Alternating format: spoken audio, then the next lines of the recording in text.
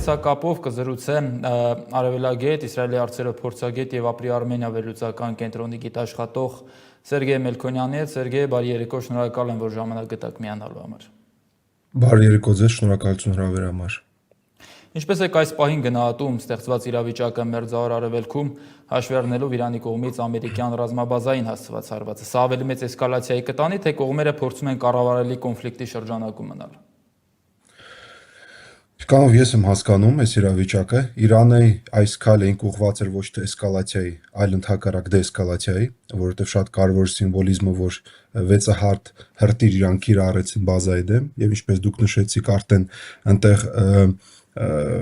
ամերիկան զորք փաստացի չկար, եւ դա շատ նման է այն, ինչ էր տեղի ունեցել 2020 թվականում, Կասեմ Սուլեյմանի դեմ երբ հարձակումը տեղի ունեցավ եւ Իրանի պատասխանը, եւ մենք տեսնում ենք, որ այլ ինդիկատորներ, որ Միացյալ Նահանգների ռազմական ներկայությունը Մերձավոր Արևելքում չի աճում, ինչ որ դա տեղի էր ունենում վերջի շաբաթվա կամ 10 օրերի ընթացքում, հետեւաբար մենք չենք կարող ակնկալել, որ կարող ինչ որ կոշտ արձագանք լինի, բայց այլ դեպքում, այլ կողմից մենք տեսնում ենք ինչպես Դոնալդ Թրամփը հայտարարել է, որ Իրանի հարձակման դեպքում արձագանք ավելի կոշտ կլինի։ Բայց որովհետեւ այդ արձագանքը ավելի կոշտ լինի, մենք պիտի ունենանք ինչ-որ ինդիկատորներ, որ Միացյալ Նահանգները զորքեր են կուտակում Մերձավոր Արևելքում։ Այդ ինդիկատորները դες չկան։ Առավել եւս,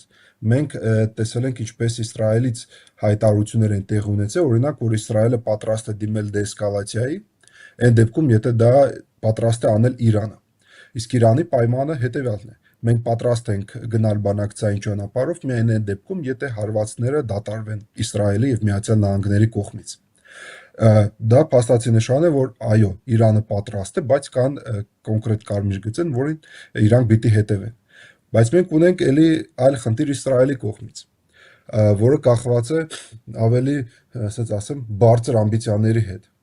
Ակնհայտ է, որ Իսրայելը չկարողացավ հասնել իրենց բոլոր նպատակներին։ Հիշեցնեմ երկու հատ հիմնական նպատակները, պաշտոնական, առաջինը ոչնչացնել միջուկային ծրագիրը, երկրորդը ոչնչացնել բալիստիկ հրթիռների ծրագիրը, եւ փաստացի մենք տեսնում ենք, որ երկուսի նպատակներն է Իսրայելը չկարողացավ հասնել։ Իսկ վերջի հայտարարությունները ամենաբարձր մակարդակում կախված են արդեն նաեւ կառավարության եւ ինչպես իրանք նշում են ռեժիմի փոփոխության հետ, հեղաշրջում կատարելու հետ։ Հետեւաբար Իսրայելը արդեն այլ թիրախներ էր ընտրում պաշտոնական լրատվական միջոցներին։ Այսօր էլ հայտնի դարձավ, Ցախալը հայտարարեց, որ հազվադարձներ են հասցրում ոչ միայն Իսլամական հեղափոխության պահապանների կորպուսի շտաբներին Թեհրանում, Թեհրանի շրջակայքում, այլև ներքին անվտանգության մարմինների եւ այլ գերատեսչությունների շենքերին, ու Ցախալի հայտարարության մեջ դա նշվում էր, որ նպատակը հենց դա է։ Այո, սա հիմնական մեծ նպատակն է նշվում, բայց մենք տեսնում ենք ինչպես իրանական հասարակությունը կարողացավ դառնալ ավելի կոհերենտ։ Եթե մենք տեսնում ենք հայտարարությունները նույնիսկ դիսիդենտների կողմից, որոնք գտնվում են Եվրոպայում կամ Միացյալ Նահանգներում, մենք տեսնում ենք, որ այն անձեր եւ opinion leaders, որ ասում են, հիմնական ասենց գաղափարական տեսանկյունից առաջնորդներից մեկը, տեսնում ենք, որ որոնք չէին ընդհանրապես աջակցում գործող իշխանության, իրանք հայտարարեցին, որ այսօր աջակցում են Իրանին եւ աջակցում են գործող կառավարությանը եւ իրանց բոլոր որոշումներին։ Այդ փաստացի հակառակ էֆեկտ տեղի ունեցան այն հարձակումների արդյունքում։ Եվ մենք տեսնում ենք, որ Նետանյահուի համար շատ կարևոր է գտնել ինչ-որ exit strategy, դուրս գալու ռազմավարություն։ Վստահ եմ շատերը տեսած կլինեն Խաբեբայություն կինոն կամ Walk the Dog, որ ասում են, երբ որ փաստացի որևէ պատերազմ տեղի չէր ունենում Միացյալ Նահանգների կողմից եւ որևէ հաղթանակ չկար, բայց շատ կարևոր է թե ինչպես էր դա ներկայացում։ Սա քարոզչության ամենադասական ֆիլմերից մեկն է։ Եվ մենք տեսնում ենք, որ Միացյալ Նահանգները հայտարարեցին, որ ոչնչացրել են միջուկային ծրագիր։ Փաստացի մասամբ Իսրայելում, մասամբ Միացյալ Նահանգներում սա կարող է ներկայացնել որպես շատ մեծ հաջողություն, ինչու ոչ նաեւ որպես հաղթանակ, բայց ոչ մեկ չի կարող փաստել դրա մասին, որ օրինակ միջուկային ծրագիրը ոչնչացված է, առավել եւս որ բալիստիկ հրթիռային ծրագիրն է ոչնչացված։ Իսկ մենք տեսնում ենք ինչպես Նետանյահուի շուրջ այն միասնությունը, որը կար, միասնականությունը, որ լայն հասարակության կողմից, նաև անդիմադիր ուժերի կողմից կար, ինչքանով ես եմ հետևում ներքին իրավիճակը Իսրայելում, արդեն կան հարցեր, որ արդյոք Իսրայելը պատրաստ է լայնածավալ պատերազմի, որովհետև մենք այս հայտարարությունը նաև Իսրայելի կողմից, որը նշեցիք, Ցահալի կողմից, որ իրանք պատրաստ են գնալ զինադատարի, փաստում է նրա մասին, որ գուցե Իսրայելում պատրաստ չեն լայնածավալ պատերազմի։ Եվ շատ կարևոր է նշել, շատ կարևոր արձագանքել, որ Իրանի դեմ պատերազմը ավելի թանկ է նստում Իսրայելի վրա, քան թե պատերազմը օրինակ Գազայի դեմ, Համասի դեմ։ Խոսքը գնում է բուն հրտիռների գինը, որ իրանք կիրառում են, խոսքը գնում է հակահրտիռների մասին, ինչքան Իսրայելը կիրառում է, եւ մենք տեսնում ենք, որ նույնիսկ Իրանի կողմից հրտիռների քանակը, որոնք իրանք կիրառում են, գնալով նվազում է, բայց դա չի խանգարում նրան, որ այո, կան հաջող փաստացի հարվածներ Իրանի կողմից Իսրայելի դեմ։ Դա նշանակում է, որ երկու կողմերը արդեն բավականի իրաց հնարավորությունները գնալով նվազում են, բայց իրանական կողմից մենք չենք տեսնում հայտարարություն, որ իրանք պատրաստ չեն երկարատև պատերազմ, ընդհակառակ իրանք հայտարարում են, որ իրանք այդ սցենարը նախատեսել են, պատրաստ են ամիսներով դիմադրել։ Եվ սա շատ կարևոր է, որովհետև պատերազմը ինքը ոչ միայն սպառազինության մասին, ինքը նաև տնտեսության մասին է։ Սերգեյ, քանի որ հաշվի առնելով, որ Իսրայելի հարցերով էլ ուսումնասիրությամբ եք զբաղվում եւ գուցե նաեւ հենց իսրայելական աղբյուրներին էլ եք հետևում, Իսրայելի ներսում բացի այն ինչ որ ասացիք, այլ տեղեկատվության աղբյուրներ կան, ընդհանրապես այլ ինֆորմացիա, որը գուցե իսրայելալեզու մամուլում է հատկապես տեղ գտում, թե ինչ աստիճանի վնասներ է հասցրել Իրանը հրթիռային հարվածներով Իսրայելին, ինչ օբյեկտներ են վնասվել, ինչ չափով են վնասվել։ Մենք կադրերը տեսնում ենք, որ տարբեր հատվածներում, թե Թել Ավիվում, նաեւ այլ հատվածներում, Հայֆայում եւ այլն տարբեր ավերածություններ կան բնակելի կամ ոչ բնակելի շինությունների, հնարավոր է մոտավորապես գոնե գնահատել Իսրայելին հասցված վնասի չափը եւ դա ինչ ազդեցություն կարող է ունենալ ոչ միայն տնտեսության, սոցիալ-տնտեսական վիճակը, այլև այդ մարդկանց հոգեբանության վրա, վերաբերմունքի վրա։ Գիտեք, դուք շատ դիպուկ, շատ ճիշտ հարց եք տալիս, որովհետև սա շատ մեծ խնդիր է վերլուծաբանների համար, որովհետև առաջի օրից, երբ որ Իսրայելի պետությունը ստեղծվել էր, այնտեղ գործում է ռազմական ցենզուրա։ Դա նշանակում է, որ յուրաքանչյուր հոդվածները կամ ինչ-որ նյութերը, որոնք դուրս են գալիս եւ կապված են անվտանգության հետ, կարող են բլոկվեն այդ հատուկ պաշտոնական մարմինից եւ կա նույնիսկ պաշտոն ռազմական ցենզոր, որը կարող է որոշ բաները շտկել եւ կամ ընդհանրապես ինչ որ հոդվածը հանել հրատարակումից եւ մենք նաեւ այս դեպքում էլ ունենք кейսեր, ինչպես միջազգային մամուլի ներկայացուցիչները եւ միասին Իսրայելի տարբեր մամուլների ներկայացուցիչների հետ ներկայացել են ինչ որ X կետին, որպեսզի նկարահանեն թե ինչ է տեղի ունեցել եւ մենք տեսանք ինչպես հատուկ ծառայությունը, որը գործում է, փորձեց անջատել եւ դարձնել փաստացի երկու խումբ, որ միջազգային մամուլը գնում է մեկ կողմ, իսկ իսրայելական մամուլներին առանձին ուղղությամբ տալ։ Եվ նույնիսկ դա ինչ որ մեզ հաջողվում է վերլուծել, մենք տեսնում ենք, որ բավականի հարվածներ կան եւ իրենք հաջող են։ Խոսքը գնում է որոշում կայացնող կենտրոնների մասին, օրինակ ռազմական հետախուզության կենտրոնին, Մասադին, պաշտպանության նախարարության եւ այլ տարբեր կետերին Իրանը հաջողվեց հարվածել։ Նաեւ Իրանը հաջողվեց հարվածել տարբեր տնտեսական կետերին, օրինակ այսօր ընկերություններից մեկը, որը կապված էլեկտրոցանցերի հետ, հայտարարեց, որ որոշակի խնդիրներ կային, մինչև այդ հայտարարեցին, որ որոշակի խնդիրներ կային գազա տարբեր կայանների հետ։ Դա նշանակում է, որ եթե բարձր ոչնչացված, բայց ինչ որ հարվածներ եւ հաջող հարվածներ փաստացի տեղի ունեցել են։ Եվ հաշվի առնելով նա, որ այս մարմինը շատ ակտիվ է գործում եւ ելի մի հատ էլ օրինակ տարբեր մամուլներ կային, որոնք բրոդքասթեր անում, լայվ են անում տարբեր կետերից Տել Ավիվի շուրջ եւ իրանց շատ արագ ոչ թե ձերբակալում են, այլ շատ արագ փորձում են գտնել եւ իրանց գործողությունը կասեցնել։ որպեսզի ինչ որ ուղղակի լայվ ռեժիմով նյութեր չգնա, եւ սա փաստում է նրա մասին, որ այո, որոշ հաջողություններ կան։ Ինչքանով իրանք հաջող են, հաջողության մակարդակը նկատի ունեմ,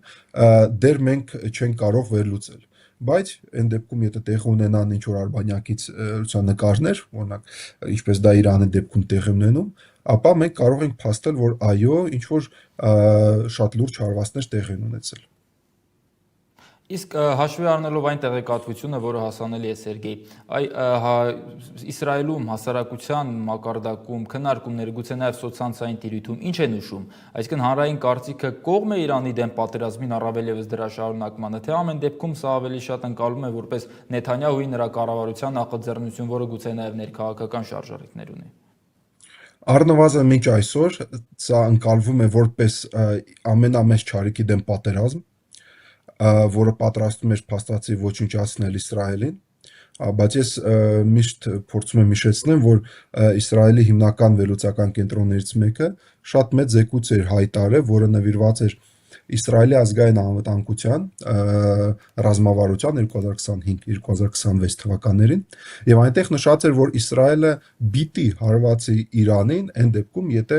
Իրանը փորձարկի միջուկային զենք։ Իսկ մենք տեսնում ենք, որ այսօրվա իշխանությունը գնաց այլ ճանապարհով, չսպասեց մինչև Իրանը ինչ որ միջուկային զենք ունենա եւ փաստացի հարվածները տեղի ունեցան։ Բայց մենք տեսնում ենք կոնսոլիդացիան լայն շրջանակներում Իսրայելում եւ Համայքում, բայց իրանք Համայքի դեպքում, եթե համեմատենք հոկտեմբեր 7 2023 թիվ, անհամեմատելի ցածր է, որտեղ հոկտեմբեր 7-ի հարձակումը Պրոխամասի կողմից տեղ ունեցավ, Համայքը ավելի բաց եւ ավելի լայն էր աջակցում այս օրակարգին,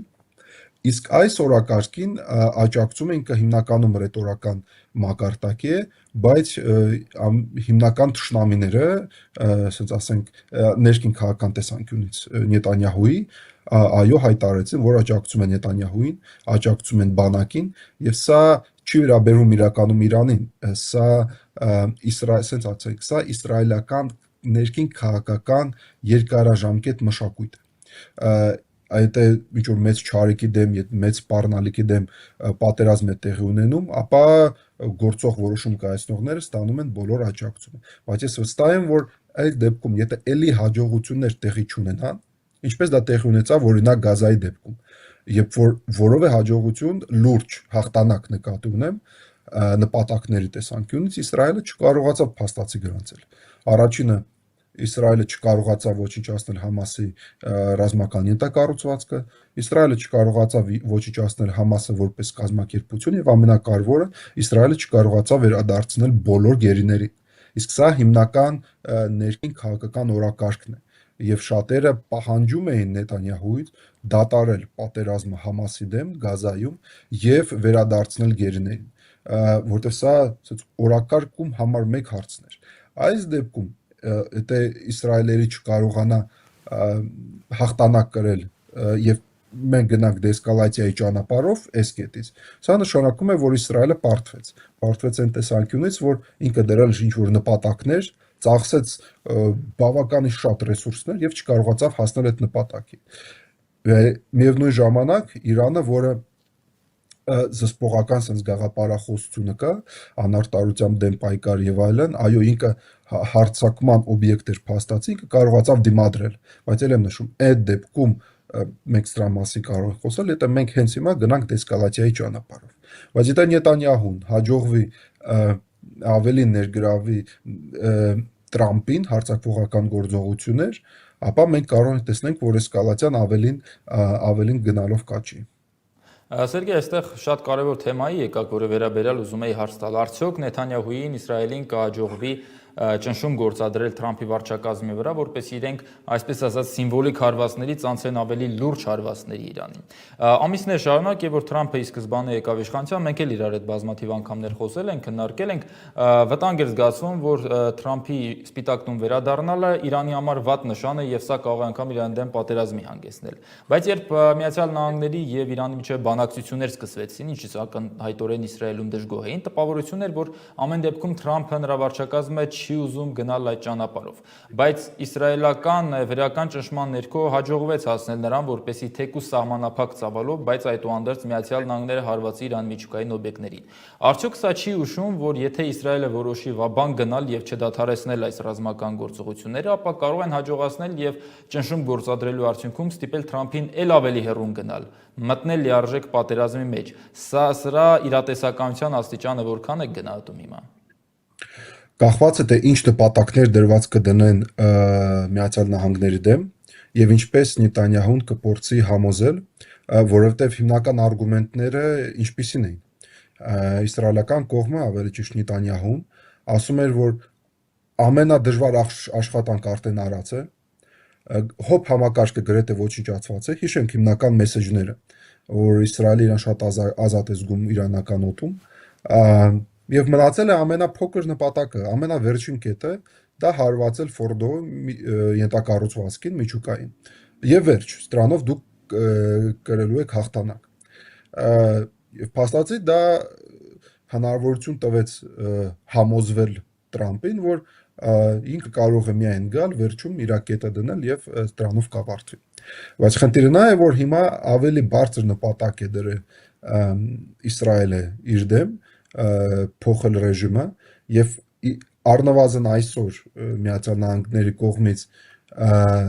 ավելի ճիշտ Տրամփի կողմից պատրաստականություն չկա դիմել այդ քայլին, բայց մենք տեսնում ենք ինչպես տարբեր հանրապետական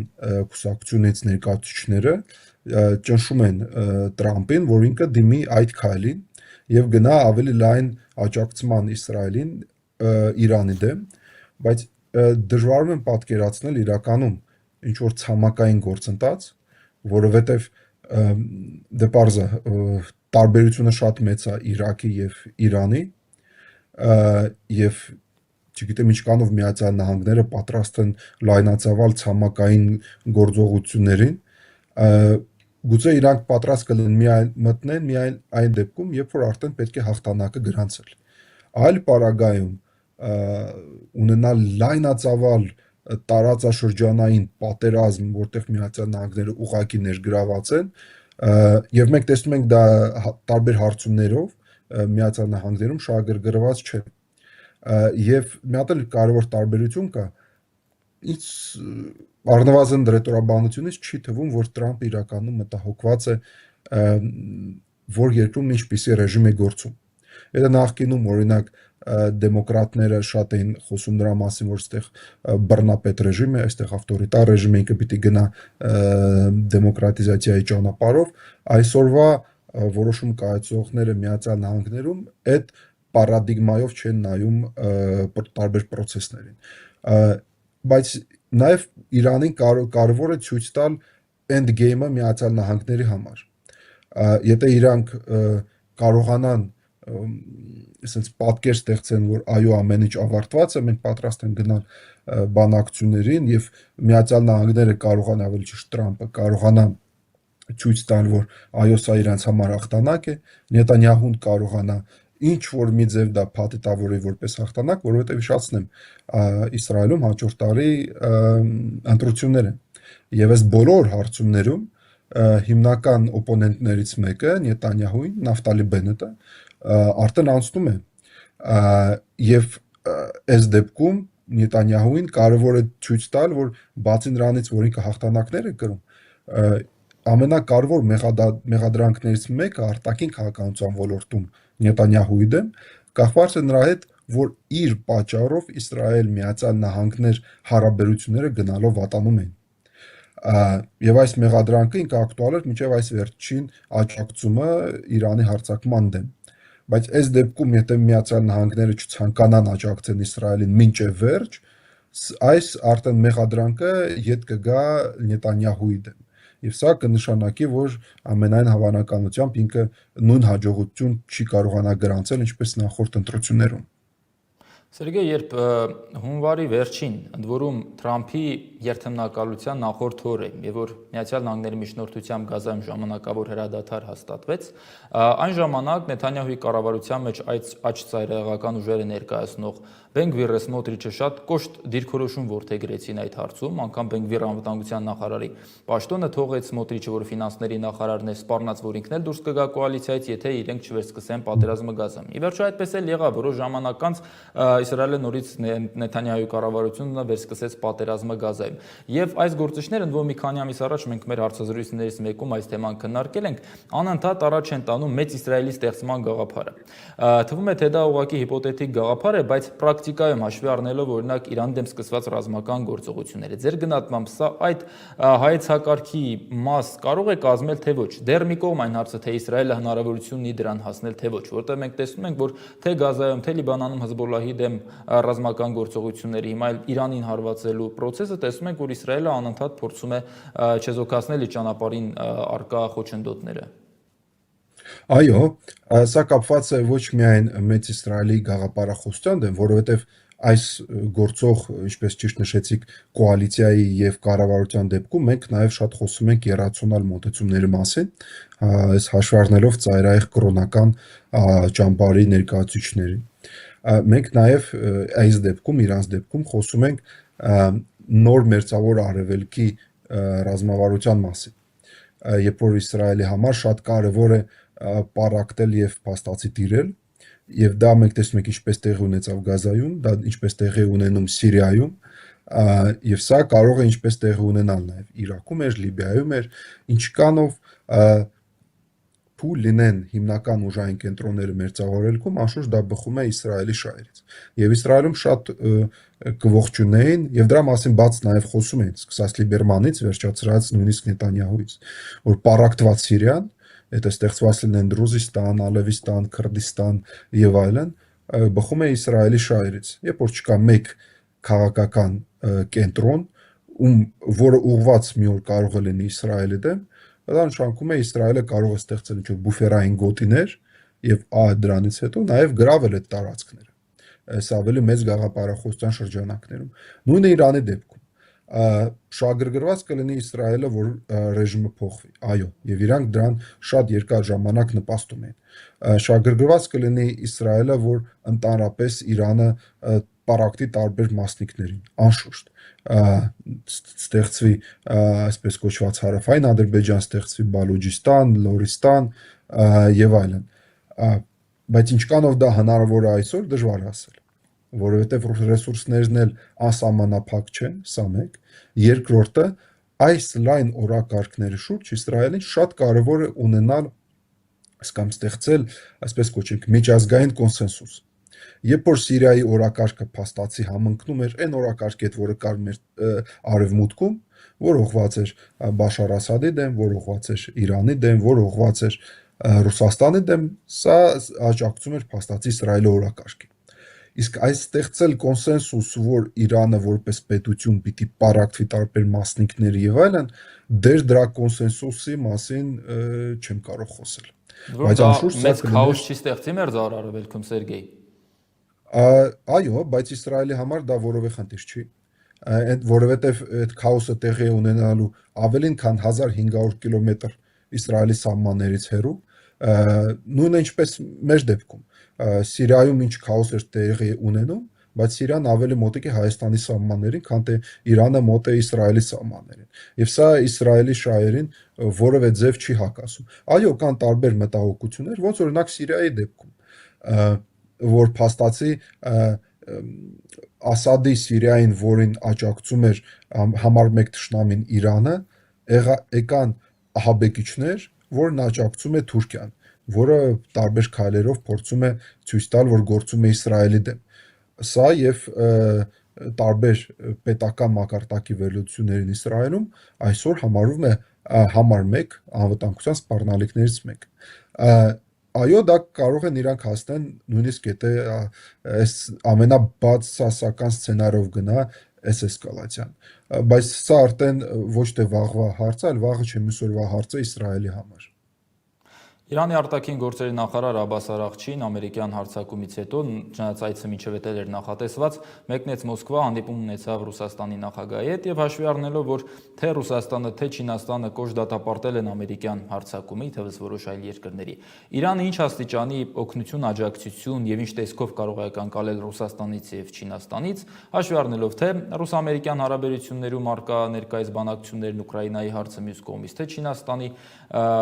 Չինաստանի Միացյալ Նահանգների միջև պայքարը։ Սա ինչ խաղաքարտեր կարող է տալ Իրանին Իսրայելի դեմ պայքարում եւ նաեւ Միացյալ Նահանգների ներգրավվածության դեմ։ Սա շատ կարևոր էր, որ պարոն Արաղչին եկել է Մոսկվա եւ շատ կարևոր է այն առումով, որ օրինակ պաշտպանության նախարարը չի եկել Մոսկվա եւ եթե դա եկել է արտաքին գործերի նախարարը, նշանակում է, որ խոսքը գնում է դիվանագիտական աջակցման մասին առաջին հերթին, լինի դա ՄԱԿ-ի շրջանակներում, լինի դա այլ կազմակերպությունների շրջանակներում, որտեղ Իրանը անդամ է, BRICS, ՇՕՍ եւ այլ կազմակերպություններում, որտեղ այո Ռուսաստանը կարող է աջակցել եւ նաեւ ինձ թվում է խոսքը նաեւ գնում է տարբեր միջնորդության ֆորմատների մասին, որտեղ այո Ռուսաստանը կարող է աջակցել Իրանին, բայց նաեւ կարևոր նշել, որ այս վերջին մոտ կես ժամվա ընթացքում, եթե ճիշտ եմ հիշում, հեռախոսազանգ տեղի ունեցավ Իրանի եւ Ռուսաստանի պաշտպանության նախարարների միջև, դե պարզ չի ինչ էին քննարկել, հաշվի առնելով, որ գրեթե նույն սպառազինության կարիքը իրանք ունեն։ Խոսքը գնում է հոբ համակարգի մասին եւ խոսքը գնում է կործանիչների մասին։ Այսօր փաստացի Իրանը չի կիրառում լուրջ իր կործանիչները եւ կա շատ մեծ կարիք հոբ համակարգի, որովհետեւ ոչ ընդանուր Իրանը, անշուշտ դա մեծ քարոզչության մաս է, բայց արևմտյան մասում, երկրի արևմտյան հատվածում Իսրայելը Իրան բավականին ազատ է զգում։ Եվ որպեսզի կարողանան այս արևմտյան ճակատը փակեն, կա կարիք նոր հոբ համակարգերի։ Եվ այստեղ կարող աջակցել առաջին հերթին Չինաստանը, երկրորդ հերթին Ռուսաստանը, բայց Ռուսաստանի հնարավորությունները խիստ սահմանափակված են եւ մենք տեսնում ենք, որ օրինակ Ուկրաինայի կողմից դրոնների քանակը, որ իրանք կիրառում են Ռուսաստանի դեմ, գնալով աճում է օրից օր։ Եվ սա շատ մեծ մարտահրավեր է Ռուսաստանի հոբ համակարգի մասին, դրա համար լուրջ ինչ-որ ակնկալիք ռազմատեխնիկական մակարդակով չեմ ակնկալում։ Հիմնականում ինձ թվում է խոսքը գնում է դիվանագիտական աջակցման մասին այս դեպքում։ Եվ Սերգեյ, վերջին հարցն էլ Ադրբեջանի եւ Թուրքիայի պահվածքը ինչպեսին կարող լինել այս իրավիճակում։ Թուրքիան իհարկե Իսրայելի գործողությունները դատապարտում է, սակայն մյուս կողմից թեկուզ էներգակիրների մատակարարումը, որը Թուրքիայի տարածքով նույն Ադրբեջանից գալիս է դեպի Իսրայել, դա կասեցված չէ, ինչպես եւ նախկինում էր, չնայած թուրք-իսրայելական հարաբերությունների լարվածությանը, հատկապես Սիրիայի իրադարձություններից հետո, եւ Ադրբեջանի պահվածքի հետ կապված։ Մի քանի օր առաջ Ադրբեջանի արտգործնախարարը Արաղչիին զանգահարել էր եւ վստահեցրել, որ իրենք իրենց տարածքը երրորդ երկրի, այսինքն Իսրայելին որևէ դեպքում չեն տրամադրի Իրանի դեմ գործողությունների համար։ Բայց եթե պատկերացնենք, որ այս էսկալացիան կանգ չառնի եւ անկանխատեսելի հետևանքներ լինեն, ինչ սպասել այս պարագայում եւ նաեւ իհարկե Սյունիքի ուղղությամբ։ Անշուշտ, այս դեպքում եթե դեսկալացիայի ճանապարհով մենք չգնանք, մենք տեսնում ենք, որ թուրքական ռազմական ներկայացությունը Նախիջևանում աճում է, այնտեղ մեկնարկել են զորավարժություններ եւ մի քանի օրից մեկնարկելու են նոր զորավարժություններ, որոնք կտևեն ավելին քան 10 օր եւ իրանք, ասեմ, ավելի լայնածավալ են, քան թե այլ զորավարժությունները, որոնք Կոնյայում կամ նույն Նախիջևանում օրինակ տեղի են ունեցել, համատեղ թուրք-ադրբեջանական եւ այո, Իրանում սրան շատ մեծ կարեւորություն է տալիս, երբ որ մենք խոսում ենք մեր գործընկերների հետ Իրանից, իրանք շատ ուշադիր են այդ ուղղությամբ, իրանք այո ընդունում են, որ Ադրբեջանը չէր տրամադրել իր տարածքը իսրայելական կործանիչներին, բայց իրանք չեն բացառում, որ անշուշտ ադրբեջանական տարածքը օգտագործում է հետախուզական նպատակներով եւ իրանք չեն բացառում նա, որ նաեւ այդ ուղղությամբ իրանք անուղղակի կարող են գործել Իսրայելի օգտին, խոսքը գնալով Ադրբեջանը լեզու բնակ է Իրանի քաղաքացիների մասին, որոնք հյուսիսում են բնակվում, եթե Իսրայելը ավելի ակտիվ փորձի քայլեր ձեռնարկի ինչ որ անջատողական գործընթացում Իրանում եւ ամենավերջի ակտում, ասենց ասած, իրանք կարող են ակնկալել արդեն ուղղակի Ադրբեջանի ակտիվությունը, բայց այն դեպքում, եթե Իսրայելում որոշում կայացվի, որ կարևոր է անուղղակի հարվածել Իրանին, դա կլինի հենց այսպես կոչված Զանգեզուրի միջանցքի բացումը, որովհետև բացին Եվ մի նկատառում էլ մի քանի օր առաջ նախքան այս իրադարձությունները Իսրայելի հարձակումը Թուրքիայի նախագահ Ռաջեփ Թայիփ Էրդողանը հերթական անգամ դժգոհել էր, որ Իրանը թույլ չի տալիս եւ դեմ է, որպեսզի այսպես կոչված Զանգեզուրի միջանցքի ծրագիրը կյանքի կոչվի, հորդորում էր կոպիտ ասած մեղմանցնել դիրքորոշումն այդ հարցում եւ համաձայնության գալ, ընդհանուր հայտարարի գալ եւ նաեւ օրեր առաջ Իսրայելի հարձակումից հետո արդեն թեև հայցը նախապես էր պլանավորված, բայց Հայաստանի վարչապետը Թուրքիա մեկնեց։ Այս ամենը ինչ կոնտեքստում դիտարկել։ Ինձ թվում է վարչապետի այցը Թուրքիա կախված է ավելի շատ երկկողմանի օրակարգի հետ, սահմանի բացումը եւ դիվանագիտական նորմալիզացիայի հետ։ Չգիտեմ ինչքանով դա կախված է Զանգեզուրի միջանցքի հետ, բայց հաշվի առնելով այն հայտարարությունները, որը տարածվել են մեր համայնքից, որ համայնքում փորձում էին համոզել, որ որևէ խնդիր չկա, եթե միջանցք բացվի, հիմա մենք չենք կարող փաստել դա ճիշտ էր թե ոչ, բայց այդ դեպքում եթե այդպիսի հայտարարություններ կային, դա նշանակում է, որ Հայաստանը փաստացի ընդունում է այդ օրակարգը եւ հետեւում է նրան։ Սերգեյ, ներեցեք, ասեմ ինչ հայտարարություններ եղել, անդրադառնալով կոմունիկացիաների բացմանը, Փաշինյանն ասել էր, որ Զանգեզուրի միջանցքը որևէ դեպքում չի լինելու է խաղաղության խաչմերուկ ծրագիրը, կառավարության առաջ քաշած, բայց միաժամանակ ասել էր, որ իզուր են հայերը Հայաստանում Սփյուռքում ողբերգություն տեսնում նրա մեջ, որ Թուրքիան մեծ թուրան է ուզում ստեղծել, եթե Թուրքիայի նպատակը դեպի Կենտրոնական Ասիա գնալ գալն է, թող գնան, ինչ խնդիր։ Սա էր հայտարարությունը։ Հա, շնորհակալություն։ Եվ հիշեցնեմ, որ այդ հայտարարությունից առաջ կար այլ հայտարարություն Հիկմեթ Հաջիևի կողմից, որը հայտարարել էր, որ սպասում են ավելի պրակտիկ քայլերի Հայաստանի կողմից, այսպես կոչված Զանգեզուրի միջանցքի բացման հարցում, եւ մենք տեսնում ենք ինչը անում Ադրբեջանը եւ Թուրքիան։ Որ շատ հաճախ փորձում են տարանջատել, որ Թուրքիան առանձին է գործում, Ադրբեջանը առանձին է գործում, այս վերջի սամիտը, որը տեղի ունեցավ Ստամբուլում, իսլամական պետությունների, իրանք ընդունեցին հայտարարություն, որտեղ ողջունեցին այսպես կոչված արևմտյան Ադրբեջանի ծրագիրը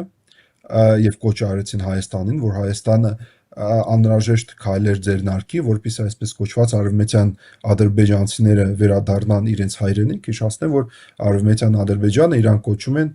Հայաստանի Հանրապետությունը, եւ սա նշանակում է, որ Թուրքիան եւ Ադրբեջանը աշխատում են միջազգային լեգիտիմացիայի, այսպես կոչված ծրագրերի շուրջ Զանգեզուրի միջանցքի եւ արևմտյան Ադրբեջանի եւ փորձում են ստեղծել, շատ կարեւոր է միջազգային հարաբերությունների մեջ, ստեղծել միջազգային կոնսենսուս, ինչ որ մեկ օրակարգի շուրջ։ Եվ փաստացի առնվազն իսլամական աշխարհում իրանց դա հաջողվում է անել, եթե այսպիսի հայտարարությունները տեղի ունենում։ Այո, հայկական արտգործնախարարությունը պաշտոնական դատապարտեց այս հայտարարությունը, բայց սա կարող ենք ասենք, որ Ադրբեջանը ոչ թե սպասողական դիրքում է գտնվում, սպասել թե ինչով կավարտվի այս պատերազմը Իրանի եւ Իսրայելի միջեւ, ընդհակառակ իրանք արդեն ակտիվ քայլեր են ձեռնարկում իրենց օրակարգի շուրջ, որ անշուշտ ուղղված է կարճաժամկետ Հայաստանի դեմ եւ երկարաժամկետ ուղղված է Իրանի դեմ։ Եվ որպեսզի այդ օրակարգը հասկանալ ձեր խոսքից աջակցություն վայելի նաեւ աշխարհում տարբեր կարևոր կենտրոնների կողմից։ Այո, անշուշտ, երբ որ առաջ անգամ Ադրբեջանից հնչեց այսպես կոչված Զանգեզուրի միջանցքի օրակարգ, ես հիշում եմ ինչպես ավելին քան 2000 կիլոմետր հեռավորությամբ Ասիայում Ալիևը փորձում էր տարբեր երկրի ղեկավարներին համոզել, որ սա շատ մեծ կարևորություն ունեցող միջանցք է, որը կարողանա կապել Եվրոպան Ինդոնեզիայի հետ, ցույց տալով, որ ինքը նաև իսլամական աշխարհում շատ կարևոր դեր կունենա այսպես կոչված միջանցքը, բայց պարզա, որ Ասիայում շատերը նույնիսկ չեն պատկերացնում մեր փոքր տարածաշրջանի կոնֆիգուրացիան եւ անշուշտ դա իրանք տեսնում են, որ ինչ որ դրական օրակարգ կա այս հարցի շուրջ, պատրաստ են աջակցել։ Սա կոչվում է միջազգային կոնսենսուս։ Շատ լավ, Սերգեյ, շնորհակալ եմ շատ, որ այս ժամին ժամանակ գտաք զրուցելու համար։ Շնորհակալություն ձեզ։